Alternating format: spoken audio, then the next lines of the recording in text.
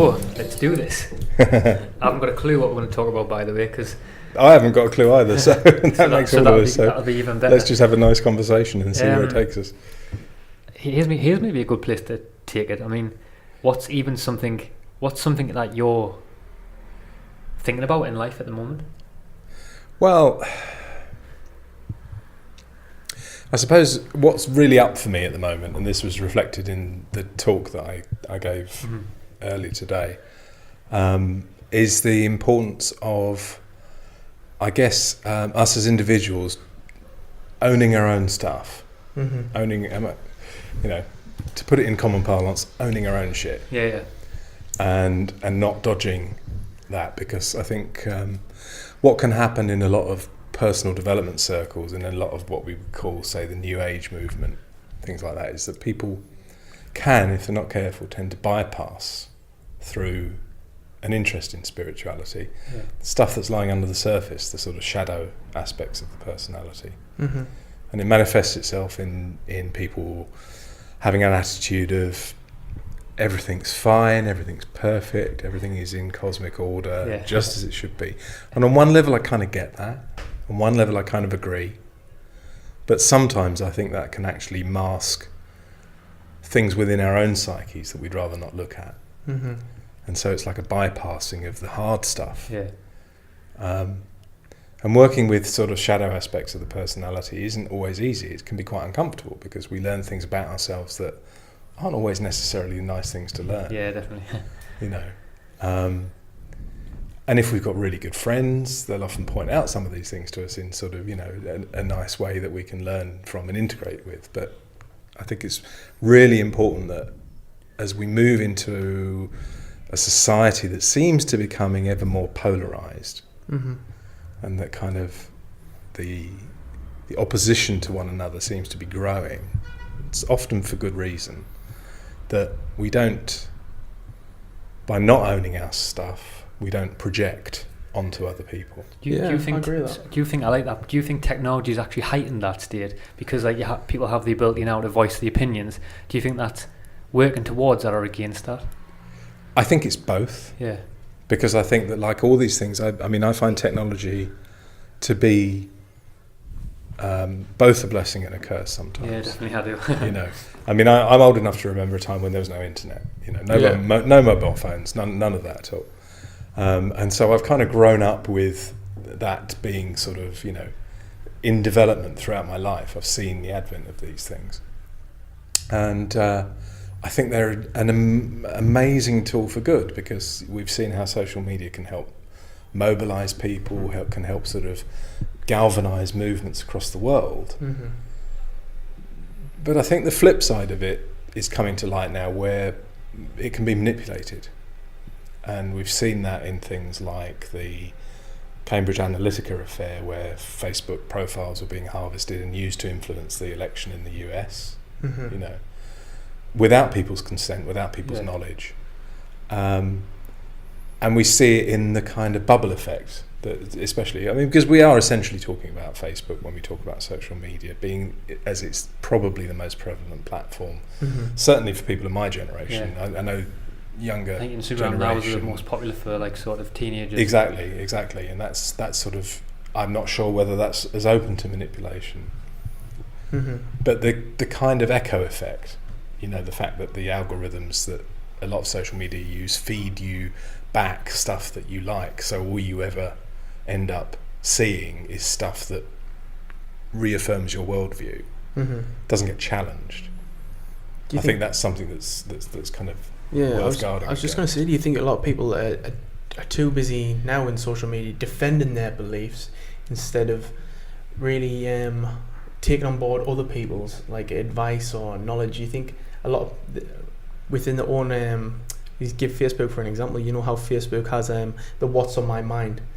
It's basically expression of you constantly without taking in other people in the forefront of an educational process. So you're not really learning from others, you're just voicing your opinion on a grand scale, really. And that kind of can work in a sort of feedback loop, because you voice your opinion, people give you likes, people sort of pat you on the back for it, metaphorically speaking. That makes you feel good.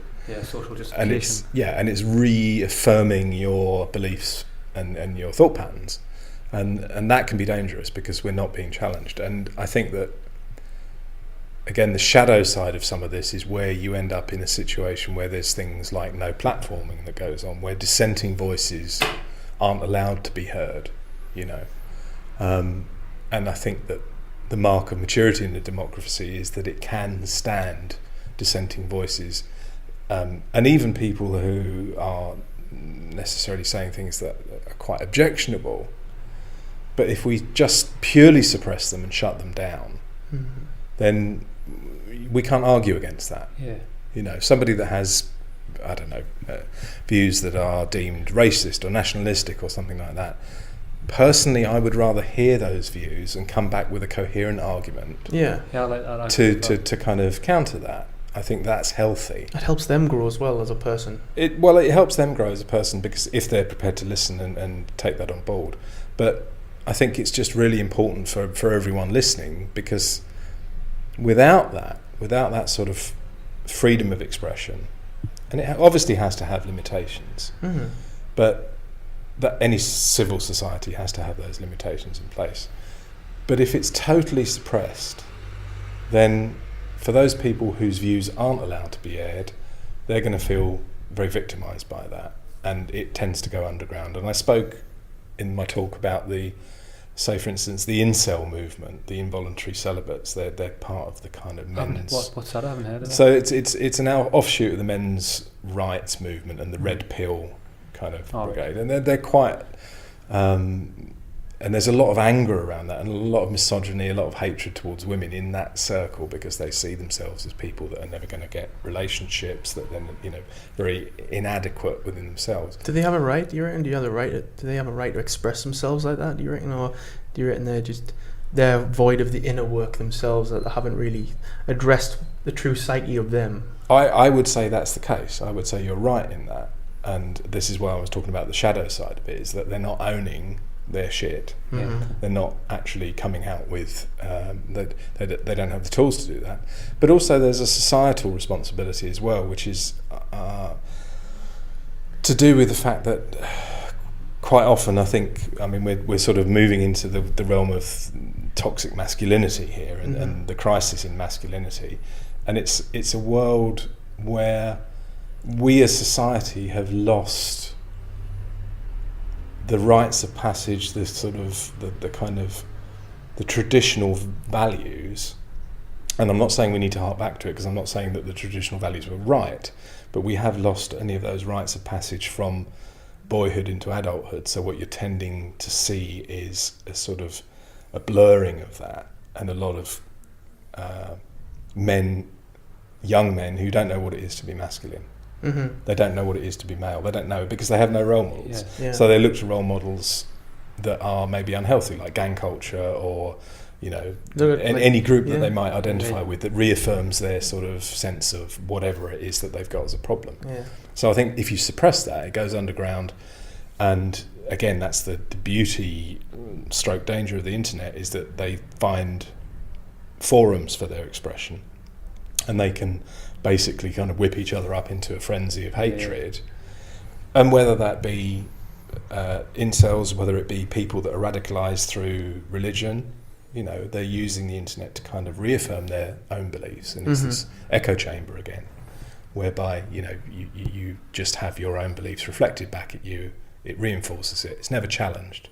So I think all of this needs to be very much out in the open and sort of spoken about, because then we can actually move forwards in a way that is healthy, as opposed to just suppression.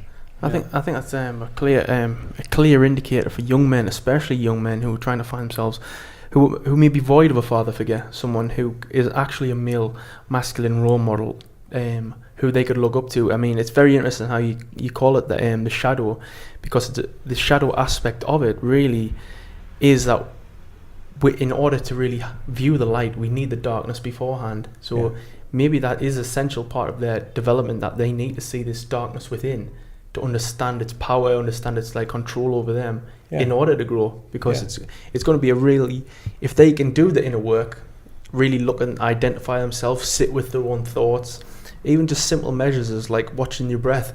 Yeah. If after every conversation you're angry and you're vexed and your emotions are engaged and you're a highly volatile person, it's really hard to connect with someone on a social scale, such as like a conversation like this, where we can listen and take in other people's opinions and enjoy and growth together.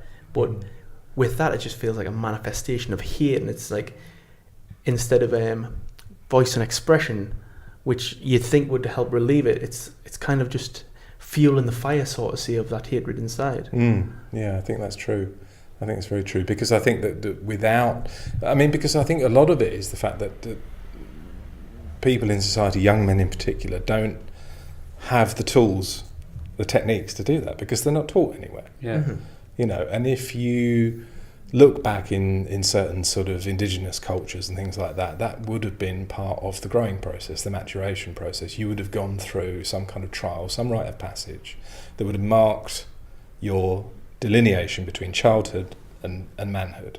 There would have been some kind of test. There would have been knowledge handed down from the elders. Yeah. You know, Who were present and who had the wisdom. And we in the West don't tend to have that now. Mm-hmm. So young men in particular, I think, are floundering around looking for that, and they find it in all the usual outlets that there are. Mm-hmm. You know, musicians, footballers, you know, those kind of hero figures, but they're not really.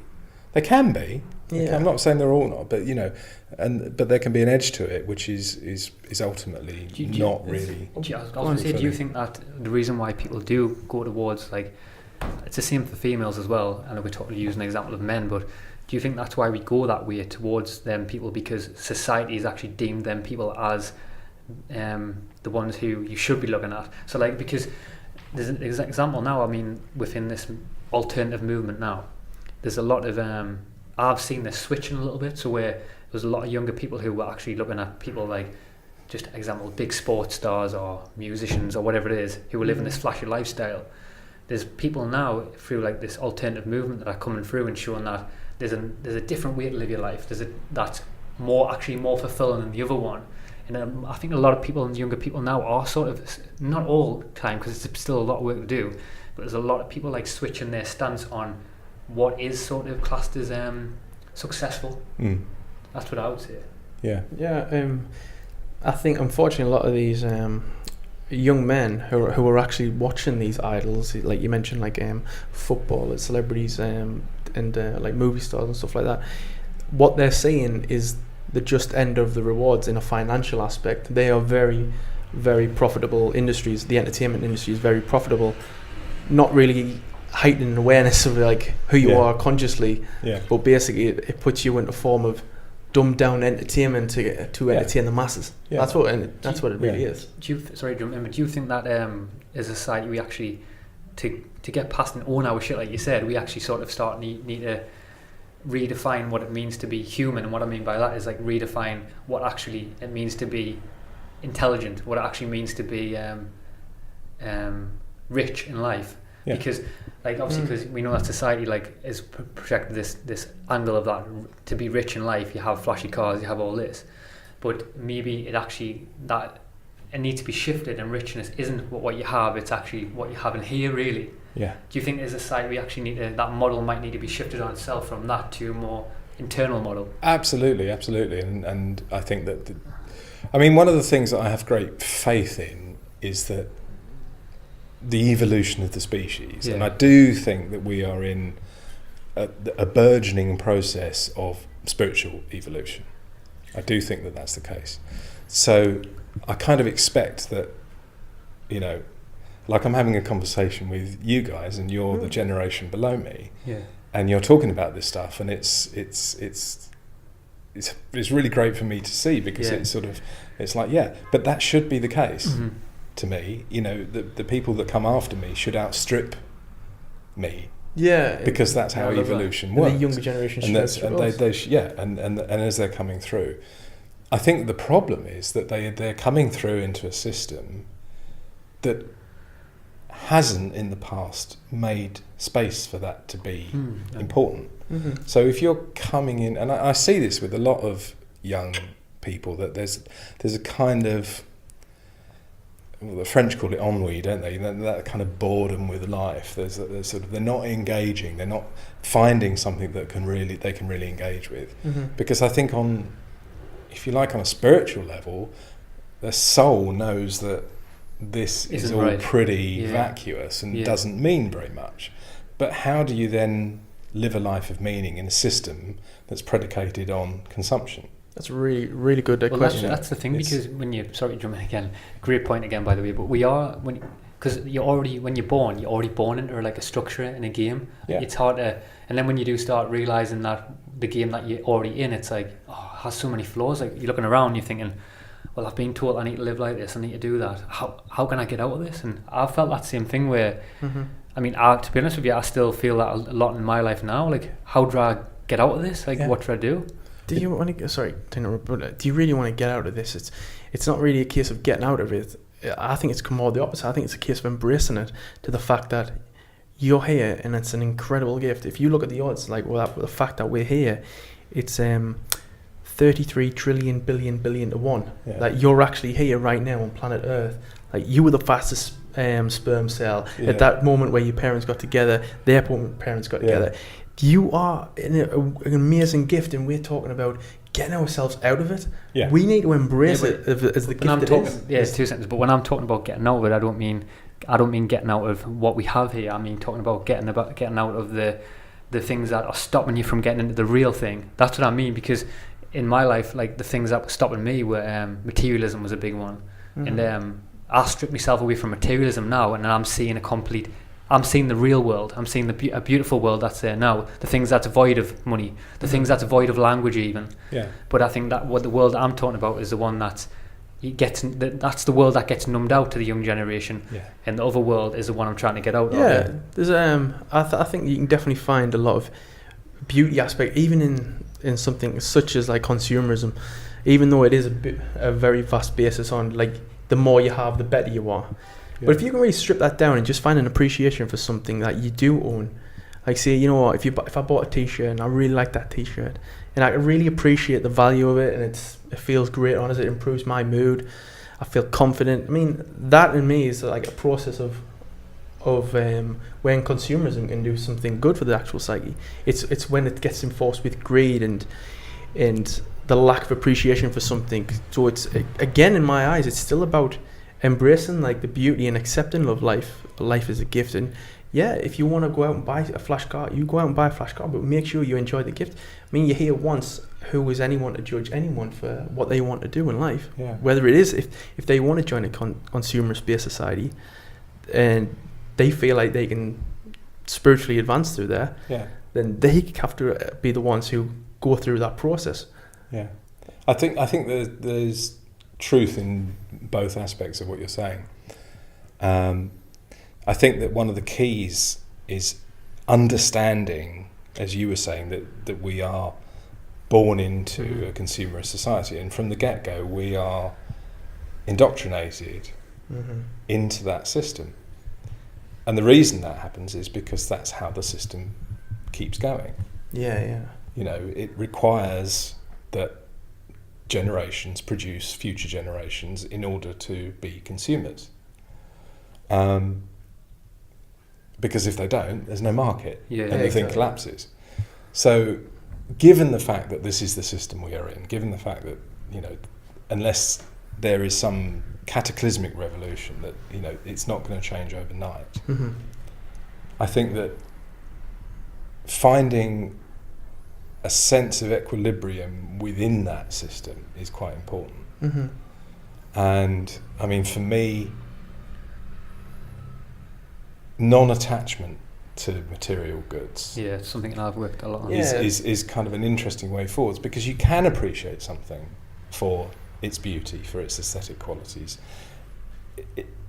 It's when you start acquiring things for the sake of your own sense, shoring up your own personality, I think that the problems start. Because and I think that's where a lot of the ills of society start, because, you know, if we're in that sort of mode of thinking, like you said, that, you know, acquisition is everything and greed and all of those qualities that kind of cause people to take. And obviously that can bleed out into lawlessness and the kind of, if you can't take it by fair means, you'll take it by foul.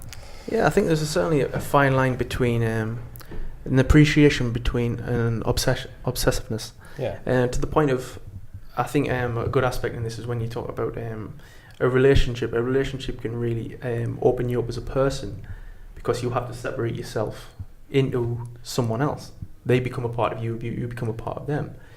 And if you're wanting to withhold that in person from someone, from the world, it's like if you hide away a woman's beauty, eventually she will become to resent you. Yeah. So if you actually, what you should do in life with a woman is don't have any holds or control over them. Just let them express who they are as a person, and they will love you more because you're showing them that it's okay for them to be who they are. And with your more laissez-faire approach to a relationship, and not just a relationship with a partner, but it could be a relationship with your wardrobe, your clothes, or your food. If you just see things as see things as a gift to what's being brought to you, you will appreciate them more. And it just like you said, I don't think it is about attachment. I think there is some like dangerous things to an attachment, because if you attach yourself so much to something to the point of your life's not going to be worth living, if that goes wrong, then your hold and your obsessive nature over it makes something more sour. It feels like a sour taste. I don't know if I'm putting this across right. I don't know. I kind of get where you're coming from, and I think it's seemed a lot better in my mind. It's an important point, really, because I think that if the things that we own, if the things that we have and possess notionally, because that's a bit of a false construct, but the things that we believe we possess are, if you like, ciphers for our personality, then when we lose those things, we start to lose bits of ourselves. Yeah. So people will cling on to them, and people will fight not to lose. An identity crisis, that's what they go through, isn't it? Yeah, because their identity is about what they've got, not who they are.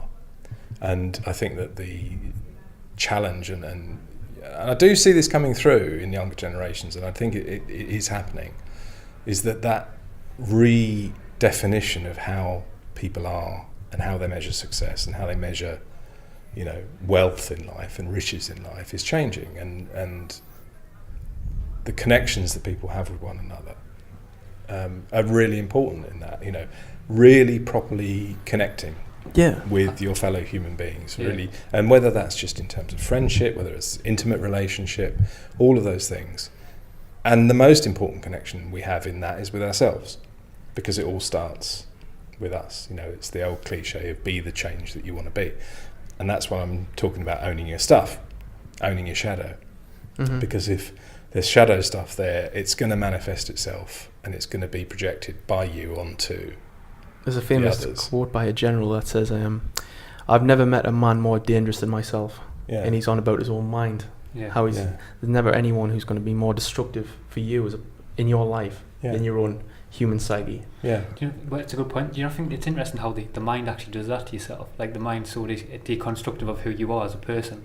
Like you walk around your life, how many times is the mind telling you you're not this, you're not that all the time? It's like a constant battle, isn't it, all the time?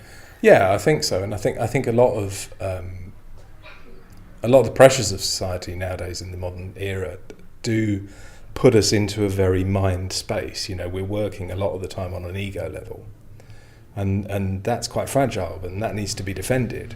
So you get this defensiveness, you get this kind of looping back to what we were saying about on social media, where people are sort of arguing with one another, and they're taking very entrenched, defended positions, because the ego is going, I've got to be right, I can't be wrong.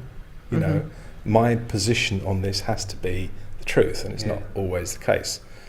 If you drop into a place below that, where you're present with yourself and you're very embodied, I think it's then easier to have a more even-handed approach. Yeah, it's like the aspect of I've said this before on the podcast before, but it's like it's a quote, and it says like the best ability is to be able to hold like two contradictory forces in your mind, where you can like see both sides of the field, sort of say. And I think that's what I've actually tried to do in a lot of my life. I mean, it is hard because you said like the ego overrules that, and you want to get your point across, you want to be right. Yeah. But I think for me in my life, that's where the growth has been, when I don't take one side or the other, and I try and like see if Chris has got a point or whatever. My ego might be saying, I can't have that, I disagree with that. But then if I just actually, instead of just listening to answer, actually listening to hear, that's when it comes through to us a lot more. That's an absolute key, because I think most of us in conversation listen to answer, and that is such a key thing. We don't actually hear one another, and we're always in a position where we're trying to sort of think, okay, how can I win this argument? How can I kind of, and in doing that, the mind does do that all the time. It does do that, absolutely. And we kind of, and so, I mean, I think one of the most beneficial things they could teach in schools is active listening, just being able to hear people, being able to sort of quieten yourself down and actually hear what people are saying, and allow people to speak, and then we start to lose the defensiveness, and then we start to actually really connect with one another on a human level, and we can do it with respect, and we can do it with dignity, and you're honouring the other person by doing that. You're allowing them to share their truth, even if you don't agree with it, even if you think it's the biggest load of crap out. But that's 9% us. But it's their truth. It's absolutely their truth, and through then discussion, then you can come to some kind of understanding. Is it right to dismantle someone else's truth?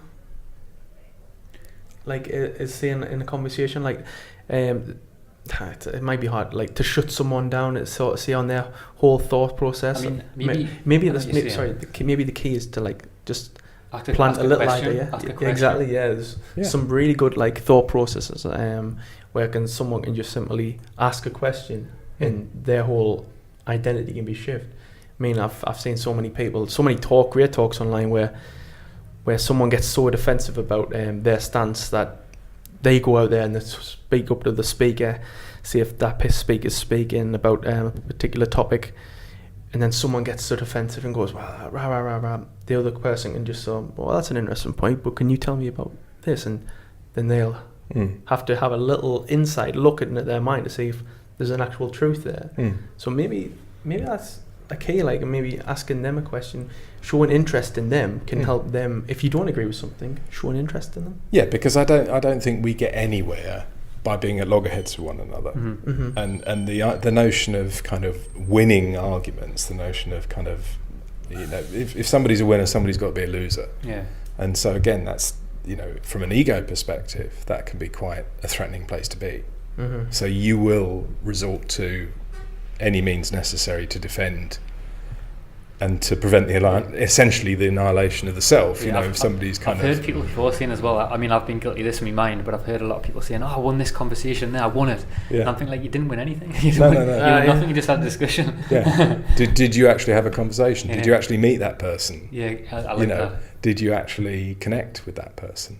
And so I think conscious connection is a real important thing nowadays, and Facebook and social media can kind of facilitate that, but the danger is that it's not the real thing, because it's not sort of, there's a difference between face-to-face connection of really seeing somebody, really seeing somebody, and actually being able to sort of see the humanity behind the eyes, see the commonality with that. That's a really good point. It's dead easy to do that, and we're seeing that across society, aren't we? We're seeing that in terms of the gradual dehumanization of people, say with Donald Trump and the Mexicans and the immigrants, the immigrant problem in America and all the rest of it. Well, shit, America was built on immigrant. It was. They kind of, it runs on their contribution to society. But this gradual, it worries me a great deal that there's this gradual kind of drip feeding of dehumanization. Yeah, definitely. Within society, and it's happening over here. I think it's been here for a long time. I mean, and it's been here for a long time, and it's again, it comes back to the shadow aspect that we don't own, because the shadow isn't just about the individual. I believe that it occurs on deeper levels as well, the societal level, the tribal level, the family level. It's not only like this is my object, it goes, like you said, it's psychological. It's like this is my country. Do you know what I mean? It's a lot deeper. Yeah, it's again the identity, isn't it? Yeah, and people are playing on that, preying on that as well nowadays in order to foster division amongst people. Because I think if people are divided, then the ideal thing to sort of, if you want to foster control of a population, the ideal thing to do is to keep them fighting amongst themselves. What you don't want is people turning around in unison and going, no, he's actually all right, him, we do on the not, other side of the fence. Yeah, we do not want this, and so all sorts of channels are used in order to sort of spread that kind of dissent and that kind of disinformation across, So I think that the positive side of things like social media is that it does engender knowledge amongst people.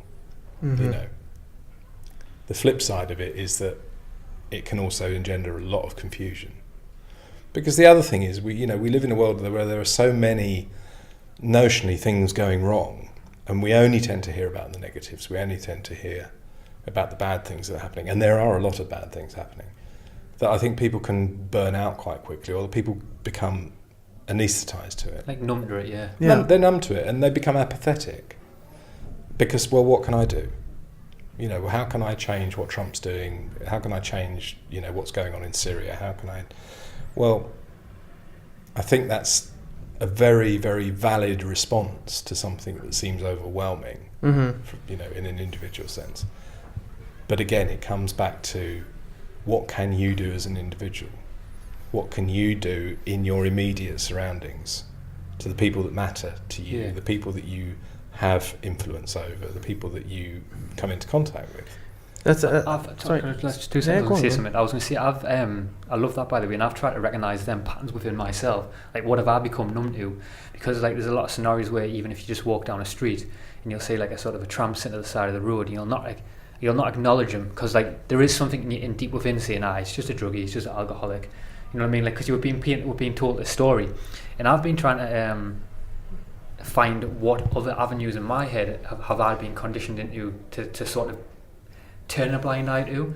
And there was one. I mean, this was an interesting one. It was even the essence of like and this is one of my great experiences that I had in my life. And if I'd kept numbing myself out of this and allowed the fear to like not do this thing that I'm going to tell you, I wouldn't have like met someone who like a friend. And what happened was I told you this, but I was driving along my car. I was in Spain, and there was a hitchhiker at the side of the road, and this was like a battle between them two things in my mind that was going on, like the old cultural saying like, don't pick him up, he might murder you, and then the other voice in me said, and that went, nah, fuck it, go and pick him up. So I went and picked him up, and then had a great conversation with him, and he was literally staying 2 seconds away from where I was staying, and so on, you know what I mean? But it's just little things like that of like trying to like see how many aspects of your life have you been stopping yourself from doing because of something that's been embedded deep in who you are. There's loads of things like that, and all sorts of issues touch on that, I think, and that's a really lovely example, because at that moment you can choose fear, and the fear response is, he's going to murder me, he's going to be he's going to be a psycho, and I'm going to end up in a ditch somewhere. But the loving response, the other way, is to say, no, this is a fellow human being, they need something from me, I can give them that thing. And that comes down to a personal choice. Do you want to choose between living in fear and living in love, living in flow? I believe, on a personal level, my personal belief is that the universe has essentially a benign energy behind it, and if you are in sync with that energy, generally good things happen. Generally. And it's not to say everything is perfect, obviously not. Bad things happen to good people, we know that's the case. Accidents happen, but essentially, if you can be in that place of equanimity with the universe, even in seemingly bad situations, you can find good within. Because it might be that something challenges you, you know, it might be that you've kind of, I don't know, lost a job, or you didn't get a job that you went for an interview for, or things like that. And from a place of fear and from a place of lack, you're thinking, this is shit. Why is everything conspiring against me, you know? But it could be that something better is coming along. It could be that that job wasn't right for you. It wasn't sort of in terms of your life path. I think the universe always has your back, sort of. Yeah. Exactly. There's a kind of supportive, gentle, supportive foundation that if you are in sync with it, and if you can remain in sync with it, helps us through life and helps us to see things in a gentler way, and not become part of a victim mentality, not become, you know, life isn't happening to us from some external, you know, kind of force that's, you know, we are an integral part of that. We're in that flow. And good stuff happens, bad stuff happens, you know, but somewhere in all of that. I mean, I had a similar thing this time last year. I parked my car in the car park around the back, and I must have forgotten to put the handbrake on, because about half an hour later, the caretaker comes in and says to me, "You've got a smart car?" And I said, "Yeah." I said, "It's parked just out the back." He said, "Not anymore, it's not." And it rolled across the car park and smacked into a parked car. So I'm like, oh no. And so I go out and I'm just writing a note to say, "Sorry, I've hit your car, you know, blah, Good blah, luck. blah, blah, blah." Yeah, here's my phone number. And the guy comes back to his car, and so I'm talking to him, and it turns out that he'd moved to Glastonbury just a few weeks beforehand, and he'd moved from the area I used to live in Sussex. So it's like, oh really? You know, what do you do? Oh, I work in video production. I'm you know, I film events and things like that. Well, that's what I do. Oh, So wow. instantly we've kind of got this connection. Yeah. And we start talking about geeky stuff like software and things like that. And you know, he says, "Oh, I'm really trying to learn this." And I said, "Oh, well, that's what I use." And he's like, "Oh, great. Can you give me some?" So out of that seemingly awful thing happening, and it was a pain in the ass because I had to pay for his car to be done. But it's not a totally bad experience because I've potentially made a new friend. I've got a connection down here, you know, that kind of thing. The universe So, works like that, doesn't it? The universe works like that sometimes, if you allow it to happen. But if I'd have been like, you know, just sort of Why'd you put buy the that note- for? put the note on the thing and just, you know, I'd have never had that conversation with him. I'd have never, you know, and there was part of me that was sitting in my car thinking, oh God, you know. Just drive. Well, no, it was more. But I'll be honest with you, that crossed my mind as well because he would never have known about it. And then you think, no, how would I feel if that happened to me? You know, and it's that sort There's of that thing. as well. And I do believe in karma, so I was thinking, no, you know, it's not going to be kind of. And That's that not an whole option for me. situation could have been manufactured for that dilemma that you're going to have in your mind and see what you, as a test to see what you choose as well. Yeah. And so, I mean, who knows with these things like that? But I just think that it's another small example of how if you meet events in your life with a sense of equanimity and a kind of an openness to them, often there can be gifts, even in things that are notionally not so good, you know. I love that. So- Do you think that's a good place to wrap it up? All right, that's a brilliant place. Really Jason, good. thank you. Really good. Thank you. Thank you so much. Thank you. Fist pump. Yeah, just boom. Really cool. No, it's been really, really enjoyable. Thank Really you. cool. Thank you Really so cool. much.